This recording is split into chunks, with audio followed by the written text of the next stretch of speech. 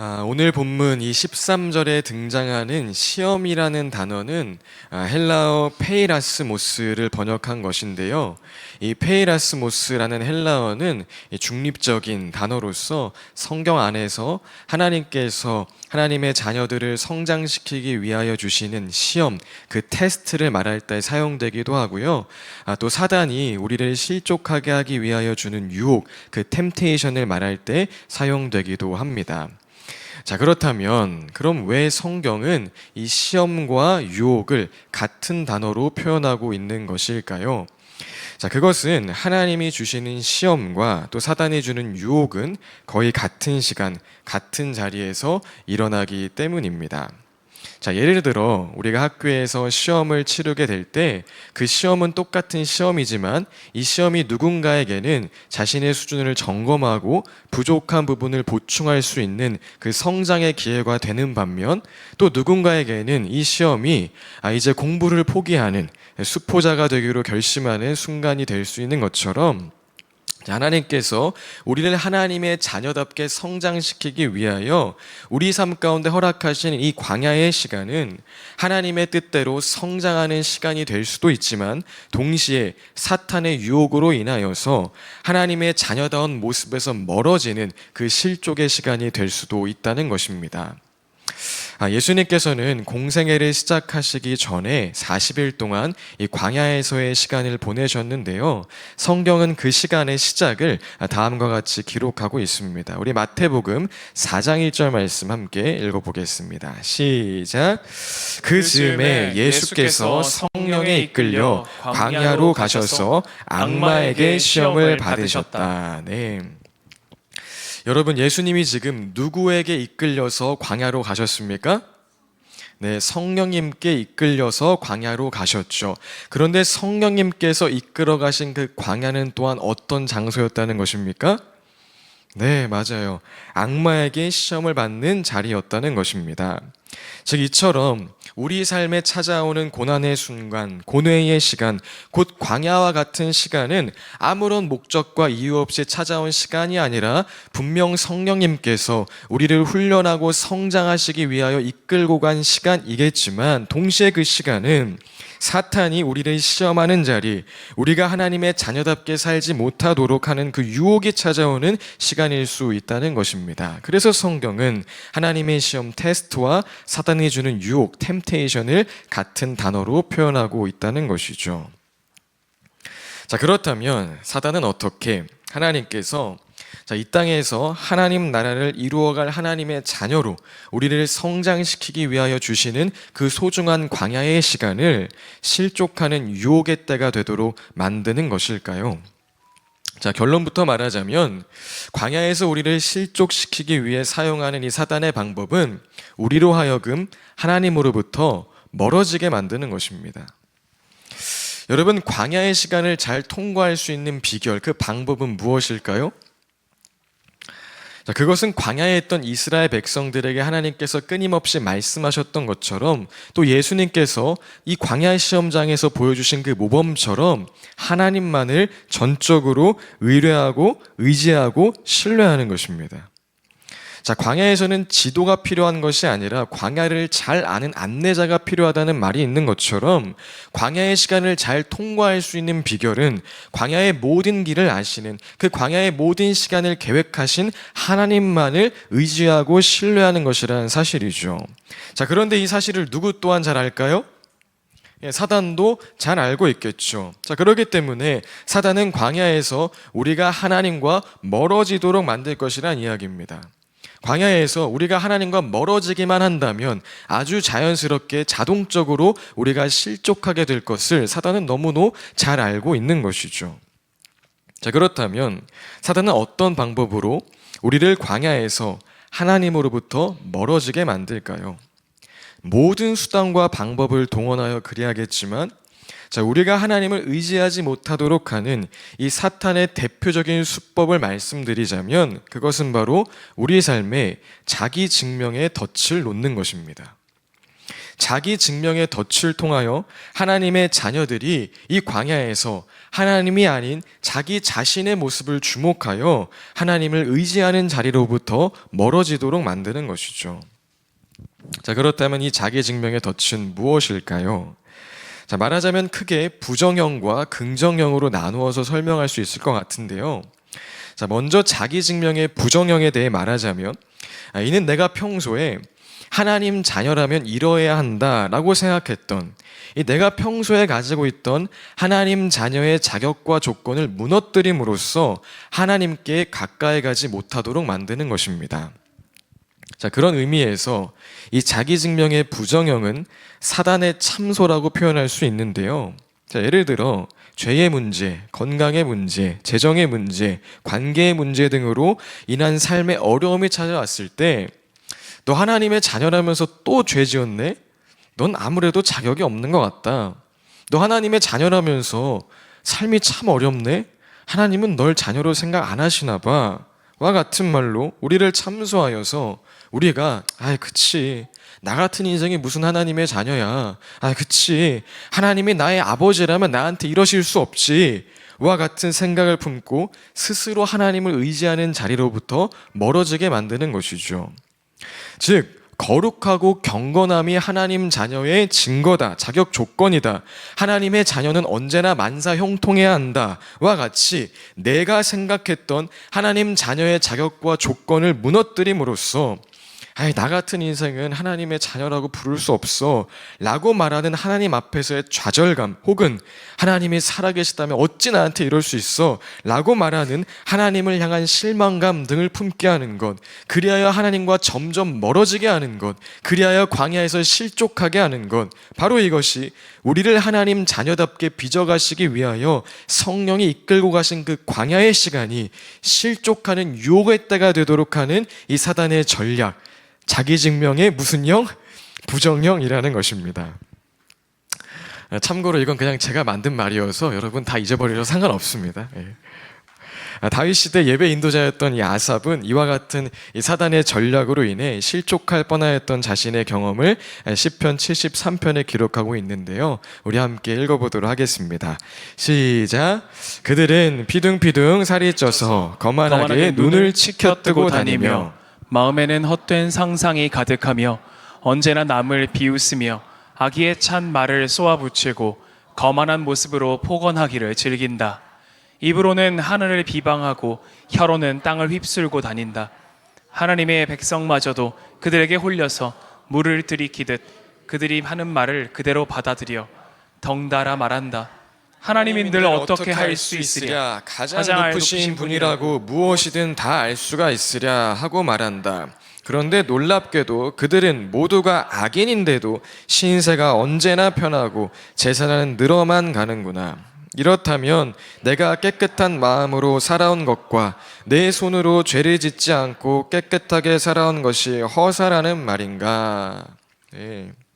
자, 아삽은 예배 인도자, 찬양 인도자였음에도 불구하고 의롭게 살아온 자들은 고난을 당하는데 악인들은 형통하는 것을 보면서 또 하나님이 뭘 알겠냐, 참 착하게 사느라 욕봤다라는 식으로 참소하는 그 악인들의 말을 들으면서 내가 하나님을 따라 이때까지 살아온 그 모든 시간이 헛된 시간이었나라는 생각까지 하게 되었다는 것입니다. 이 악의 세력이 이 땅에서 하나님의 사람들은 형통하고 악인은 결국 고난을 당하게 된다고 생각했던 그 아삽이 가지고 있었던 그 하나님 자녀의 기준을, 어떠한 신앙의 기준을 흔들어 버림으로써 아삽이 하나님과의 거리를 두도록 만들어 버린 것이죠. 그리고 다시 한번 이것이 바로 시험의 때가 유혹의 때가 되도록 하는 사단의 전략, 무엇이요? 자기 증명의 부정형이라는 것입니다. 자, 그리고 이제 다음으로 또 다른 덫인 자기 증명의 긍정형에 대하여 나누자면, 자기 증명의 부정형이 내가 평소에 생각하고 있던 하나님 자녀의 자격과 조건을 무너뜨림으로써 하나님으로부터 멀어지게 만드는 것이었다면, 이 자기 증명의 긍정형은 이와 반대로 내가 평소에 하나님 자녀라면 이뤄야 한다라고 생각했던 것을 강화함으로써 하나님으로부터 멀어지게 만드는 것입니다. 예를 들어서 너는 하나님의 자녀니까 매일 1시간씩 기도해야지. 매일 1시간씩 성경 보면서 이 고난을 헤쳐나가야지, 성공해서 사람들 앞에 하나님의 살아계심을 나타내야지 와 같은 말로 자신이 생각하는 하나님 자녀의 자격과 조건을 갖추는 일에 힘쓰도록 하여서 스스로 하나님의 자녀임을 증명하게 하여서 그로 인해 더 이상 하나님의 도움이 필요 없는 스스로 생각하기에 거룩하고 경건한 크리스천, 거룩하고 경건한 자신의 모습에 안주하고 안심하게 만드는 그런 크리스천이 되도록 만든다는 것입니다. 자, 광야에서 예수님을 무너뜨리고자 했던 사단의 말 속에서 우리는 이와 같은 사단의 전략을 발견할 수가 있는데요. 자, 예수님을 유혹하고자 했던 사단의 말을 우리 함께 읽어보도록 하겠습니다. 시작. 그런데 시험하는 자가 와서 네가 하나님의 아들이거든 이 돌들에게 빵이 되라고 말해 보아라. 그때의 악마는 예수를 그 거룩한 도성으로 데리고 가서 성전 꼭대기에 세우고 말하였다. 네가 하나님의 아들이거든 여기에서 뛰어내려 보아라. 성경에 기록하기를 하나님이 너를 위하여 자기 천사들에게 명하실 것이다. 그리고 그들이 손으로 너를 떠받쳐서 너의 발이 돌에 부딪히지 않게 할 것이다 하였다. 네. 자, 지금 함께 읽은 구절은 마태복음 기준 사단이 예수님을 유혹하기 위해 먼저 이야기한 두 가지 내용인데요. 여러분, 사단의 이 말들이 좋은 말입니까? 나쁜 말입니까? 우리가 이게 사단의 말이라는 것을 알기 때문에 나쁜 말인 것 같지만 따지고 보면 그리 나쁜 말은 아닙니다. 오늘 사단이 예수님을 유혹하기 위해 한 이 말을 현대어로 바꾸어 말하자면 너 하나님의 자녀잖아. 그러니까 지역 주민을 위해 봉사활동도 많이 하고 기부도 많이 해. 그럼 사람들이 너가 하나님의 자녀임을 알게 될 거야. 너 하나님의 자녀잖아. 믿음으로 교회 한번 크게 건축해봐. 그럼 하나님이 도우셔서 교회도 완성되고 많은 사람도 몰려들 거야. 그러면 모든 사람이 하나님이 살아계시다는 것과 너가 이 시대에 하나님이 사용하는 목회자라는 것을 다 알게 될걸?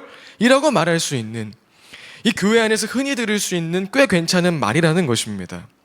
자, 그런데 아무리 그럴듯한 말이어도 이 말은 분명 사탄의 말이죠. 자, 왜 그렇습니까? 이 말 속에 네가 하나님의 아들이거든 이라는 그 큰 함정, 스스로 하나님의 아들임을 증명하도록 부추기는, 그리하여 결국 하나님 자체가 아니라 내가 하나님의 사람이라는 것을 증명하고 밝혀줄 그 무엇인가를 붙잡게 만드는 이 자기 증명의 덫이 숨어있기 때문인 것이죠. 여러분, 하나님께서 주목하시는 교회가 규모적인 성장을 이룰 수 있습니다. 그러나 규모적인 성장이 하나님이 주목하시는 교회임을 증명하는 것은 아닙니다. 너무 당연한 이야기죠. 그런데 사단은 만약 우리 교회가 규모적인 성장을 이루면 우리의 생각을 교묘하게 바꾸어서 우리의 규모를 보세요. 우리가 하는 이와 같은 좋은 일들을 보세요. 우리는 하나님이 주목하는 교회입니다. 라고 말하게 만들 것입니다. 자, 그러면 어떻게 될까요? 교회 규모와 교회가 하는 그 일들이 하나님이 주목하시는 교회임을 증명하는 표시, 어떤 표징이 되기 때문에 우리는 교회 규모와 교회가 자랑하는 어떠한 활동을 유지하기 위하여 하나님이 주목하시는 교회임을 스스로 우리의 힘으로 나타내기 위하여 정작 하나님으로부터는 멀어지게 될 것입니다. 그런데 그러면서도 여전히 우리 교회는 하나님이 주목하시는 교회라는 착각을 가지고 살게 되겠죠. 또 여러분, 예수님이 이 사탄의 말에 속아서 야, 네가 감히 날 의심해? 오케이, 좋았어. 그럼 내가 하나님의 아들이라는 것을 너 앞에서 똑똑히 보여줄게. 제대로 봐봐. 라고 말씀하시면서 이 돌을 빵으로 바꾸시고 모든 사람들이 보는 앞에서 멋지게 점프하여서 천사들과 함께 안전하게 착지했다면 어떻게 되었을까요? 함께 읽진 않았지만 이어지는 사단의 마지막 유혹처럼 예수님은 세상의 모든 나라와 모든 영광과 모든 권세를 얻게 되었을 것입니다. 자, 그러나 예수님은 더 이상 하나님과는 상관없는 존재, 하나님이 필요하지 않은 존재, 그리고 천하를 얻었다고 한들 결국 누구 말에 순종한 존재? 사탄의 말에 순종한 존재에 불과하게 되었을 것입니다. 자, 이 부분에 대하여 독일 신학자 헬무트 틸리케는 다음과 같이 이야기합니다. 제가 한번 읽어드리겠습니다. 그의 목표는 딱 하나, 예수가 기적을 일으키도록 하는 것이다. 그래서 그가 하나님의 아들이라는 사실을 증명하도록 부추기는 것이다. 오로지 그것뿐이다. 그런데 하필이면 왜 그것을 원하는가? 도대체 여기서 악마가 하려는 일은 무엇일까? 그분이 행하는 일의 법칙을 자기가 곧 악마가 지시할 수 있게 되는 것, 더도 덜도 아닌 이것이다. 그렇게 할 수만 있다면 예수가 하나님의 아들인 것도 그의 이름으로 그의 영광을 위한 일이 된다. 생각만 해도 끔찍한 일 아닌가. 여러분, 우리가 하나님의 자녀임이 이 세상 가운데 나타나는 것은 너무나 좋은 일입니다. 반드시 그러해야 합니다. 그런데 그 사이에 자기 증명이 끼어들면 그 순간 우리의 모든 신앙의 열심은 스스로 하나님의 자녀임을 증명하기 위하여서 도리어 하나님을 외면하는 시간, 하나님이 아닌 사실상 사탄의 말에 순종하고 있는 시간이 될 것입니다. 그리고 바로 이와 같은 시간이 사탄이 광야에서 우리를 실족하게 하기 위하여서 하나님을 의지하지 못하게 하기 위하여서 사용하는 그 함정, 자기 증명의 무슨 영? 긍정형이라는 것이죠. 자, 지금까지 이 광야의 때 하나님을 의지하지 못하도록 하는 사단의 전략, 성장을 위한 광야가 실족하는 광야가 되도록 하는 사단의 전략에 대하여서 나누었는데요. 잠시 정리해 보자면, 자, 우리가 하나님을 붙들지 못하게 하는 사단의 대표적인 전략은 자기 증명이고, 이 자기 증명은 크게 부정형과 긍정형으로 나눌 수 있는데, 자, 부정은 내가 생각한 하나님 자녀의 자격과 조건을 무너뜨림으로, 긍정은 내가 생각한 하나님 자녀의 자격과 조건을 강화함으로써 결국 하나님을 의지하는 자리, 광야에서의 가장 안전한 그 자리에서 멀어지게 만드는 그러한 사단의 전략이라는 것입니다. 자기 증명에 덧친 나 같은 사람이 어떻게 하나님의 자녀야, 하나님 살아계시면 나한테 어찌 이럴 수 있어 와 같은 생각으로 하나님으로부터 멀어지게 만들거나, 반대로 나 정도 해야 하나님 사람이지, 돌이 빵이 됐잖아, 이것이 내가 하나님 사람의 증거가 아니고서 무엇이겠어 와 같은 생각으로 이 광야에서 하나님을 의지하는 것이 아닌 하나님을 깨닫고 경험하고 체험한 그 자기 자신, 나를 의지하며 살게 만든다는 것이죠. 그리고 바로 이와 같은 사단의 공격이 오늘 우리의 삶 가운데 있을까요, 없을까요? 우리의 삶 가운데 있다는 것입니다.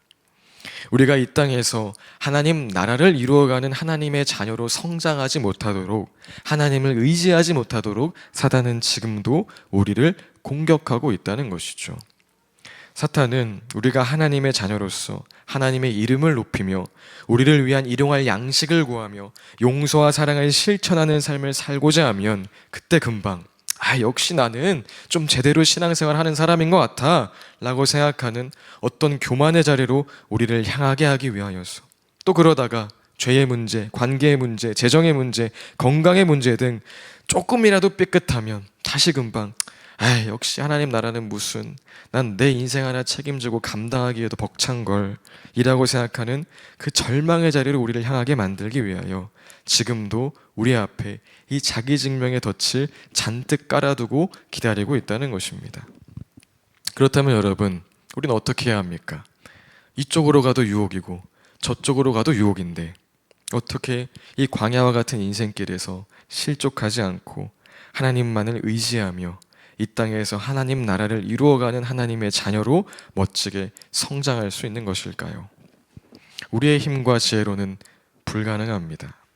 우리의 능력으로는 이토록 교묘하고도 치밀한 사단의 전략을 알아차리기조차 쉽지 않을 것입니다.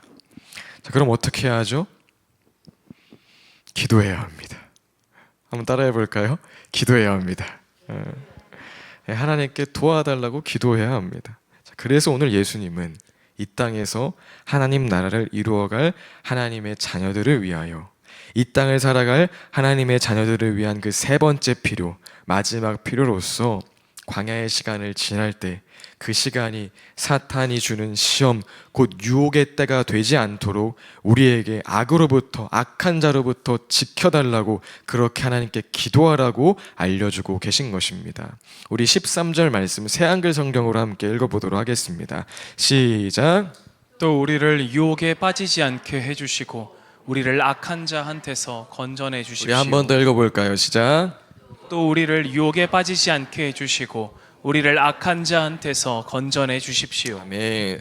즉 우리가 겪는 이 광야의 시간이 자기 증명에 덫에 걸려 하나님과 멀어지는, 그리하여 실족하게 되는 그 유혹의 시간, 템테이션의 시간이 아니라 하나님의 자녀로 성장하는 시험, 테스트의 시간이 되기 위해서는 우리를 유혹에 빠지지 않게 해주시고 우리를 악한 자에게서 건져내 주십시오 라고 기도해야 한다는 것입니다. 헬무트 틸리케는 또 이렇게 말합니다. 함께 읽어보겠습니다. 시작. 우리의 혈과 육은 아무런 힘이 없다. 그래서 예수께서는 우리 자신의 이름으로 악마와 맞서려 하지 말고 우리를 도우시는 분을 찾으라고 가르치신다. 그분은 우리에게 이러한 기도를 가르치신다. 우리를 시험에 들지 않게 하시고 악에서 구하여 주십시오. 아멘. 사랑하는 여러분, 물론 우리의 평생이 이 광야와 같은 인생길이지만 특별히 지금 나의 삶이 하나님이 훈련하시는 그 광야에 따라 느껴지신다면, 사탄이 수단과 방법을 가리지 않고 내가 하나님으로부터 멀어지도록 그렇게 방해하고 공격하고 있구나라고 생각이 드신다면 혼자 버티지 마시고 혼자 나의 시간을 해석하려 애쓰지 마시고 지금이 바로 기도할 때임을 믿고 그 어느 때보다 하나님께 도움을 요청하는 기도의 자리로 나아가시길 예수님의 이름으로 축복드립니다. 자, 그렇다면 우리가 이와 같이 광야에서 혼자 씨름하는 것이 아니라 기도의 자리로 나아가면 하나님께서는 어떻게 우리를 도우실까요? 자, 하나님께서는 그 기도의 자리에서 우리로 하여금 하나님 사랑과 하나님 은혜의 절정인 무엇일까요? 예수 그리스도, 그 예수 그리스도의 십자가를 보게 하실 것입니다. 우리를 모든 시험에서 건지시기 위하여 감당할 수 없는 시험을 당하셨고 우리를 모든 악에서 지키시기 위하여 그 모든 악에 대하여 승리하신 예수를 보게 하실 것입니다. 그리하여 자기 증명의 부정형으로 인해 생긴 나 자신과 하나님을 향했던 실망감, 좌절감 등을 모두 녹이고 또 자기 증명의 긍정형으로 인해 생긴 우리 안의 교만함과 우월함도 모두 녹이고 하나님, 나 오늘도 하나님이 정말 필요합니다 라고 순전하게 고백하는 광야에서의 가장 안전한 자리, 하나님만을 의지하는 가장 강한 자리에 우리가 다시금 서 있게 하실 것입니다. 우리 로마서 말씀 함께 읽어볼까요? 시작. 나는 확신합니다. 죽음도 삶도 천사들도 권세자들도 현재일도 장래일도 능력도 높음도 깊음도 그 밖에 어떤 피조물도 우리를 우리 주 예수 그리스도 안에 있는 하나님의 사랑에서 끊을 수 없습니다. 아멘. 사랑하는 여러분, 예수님에게 있어서 이 광야의 시험은 쉬운 시험이었습니다. 왜 그럴까요? 그 광야에서는 예수님이 하나님과 함께 하셨기 때문이죠. 자, 그러나 예수님에게 십자가는 땀방울이 핏방울 되도록 거부하고 싶었던 예수님이 감당할 수 없는 시험이었습니다. 자, 왜 그렇습니까? 그곳은 하나님으로부터 단절되는 곳, 하나님으로부터 끊어지는, 버림받는 곳이었기 때문이죠. 자, 그런데 예수님은 왜 그 감당할 수 없는 십자가의 시험을 받으셨을까요? 이제 그 누구도 예수님 자신처럼 하나님과 끊어지는 감당할 수 없는 시험을 받지 않게 하시기 위함입니다. 그리고 바로 이와 같은 사실에 근거하여 성경은 이제 그 무엇도 우리 주 예수 그리스도 안에 있는 하나님 사랑에서 끊을 수 없다고 증언하고 있는 것이죠. 그리고 바로 이 진리가 실감날 때 내가 생각했던 하나님 자녀의 기준과 자격이 무너짐으로 인해 나는 하나님 자녀의 자격이 없어, 하나님 나한테 관심 없어 라고 생각하며 하나님과 거리를 두려 했던 우리의 모든 마음은 녹아지고 고개를 돌려보니 여전히 나와 함께 하시는 그 하나님 앞에 나 정말 하나님이 필요합니다 라고 다시 고백하게 되는 것이죠. 우리 또 이사야서 말씀 함께 읽어볼까요? 시작. 그는 실로 우리가 받아야 할 고통을 대신 받고 우리가 겪어야 할 슬픔을 대신 겪었다. 그러나 우리는 그가 징벌을 받아서 하나님에게 맞으며 고난을 받는다고 생각하였다. 그러나 그가 찔린 것은 우리의 허물 때문이고 그가 상처를 받은 것은 우리의 악함 때문이다. 그가 징계를 받음으로써 우리가 평화를 누리고 그가 매를 맞음으로써 우리의 병이 나았다. 우리는 모두 양처럼 길을 잃고 각기 제 갈 길로 흩어졌으나 주님께서 우리 모두의 죄악을 그에게 지우셨다. 아멘. 여러분, 우리의 힘과 노력으로는 그 누구도 하나님 앞에 의롭다 여김을 받을 수 없습니다. 독이 들어있는 컵에 깨끗한 물을 절반 채우든 깨끗한 물을 가득 채우든 그 물은 똑같이 독극물인 것처럼 누구도 하나님 앞에 내가 이런 노력을 해서 깨끗해졌습니다, 내가 이런 업적을 내어 하나님 자녀가 되었습니다 말할 수 없다는 것입니다. 자, 그렇다면 우리는 어떻게 하나님의 자녀가 되었습니까? 우리가 하나님의 자녀된 것은 오직 예수 그리스도의 십자가 공로로 인함입니다. 예수님께서 우리의 허물 때문에 찔리시고 예수님께서 우리의 악함 때문에 상처를 받으심으로 우리가 하나님 앞에 죄 사함을 얻은 것이고, 예수님께서 징계를 받으시고 매를 맞으심으로써 우리가 하나님 자녀의 평화를 누리게 된 것이죠. 그리고 바로 이와 같은 진리가 실제될 때에 내가 생각했던 하나님 자녀의 자격과 기준이 강화됨으로 인해 나의 이와 같은 경험이, 체험이, 성과가 내가 하나님 자녀임을 증명해 라고 생각하며 나도 모르게 하나님을 멀리하고 살았던 그 모든 마음을 돌이키게 되고 고개를 돌려보니 여전히 나와 함께 하신 하나님 앞에 오늘도 나 주님이 필요합니다 라고 다시 고백하게 되는 것이죠. 그리고 바로 이와 같은 일들이 기도의 자리 가운데서 하나님께서 우리 안에 행하시는 일들이라는 것입니다. 기도의 자리 가운데 하나님께서는 우리로 하여금 예수 그리스도의 십자가를 통해 나타난 하나님의 사랑과 그 은혜를 깨닫게 하심으로써 그 앞에 하나님과 거리를 두게 만들었던 우리의 모든 생각과 마음을 내려놓게 하시고, 그리하여 다시 순전하게 하나님만을 의지하는 자리, 가장 안전하고도 강한 자리에 우리를 서 있게 하실 것이라는 사실이죠. 광야의 시간, 기도의 자리로 여러분 나아가셔서 이와 같이 우리를 시험에 빠지지 않게 하시고 악에서 구하시는 하나님의 도우심을 경험하는 우리 토부 가족 되시길 예수님의 이름으로 축복드립니다.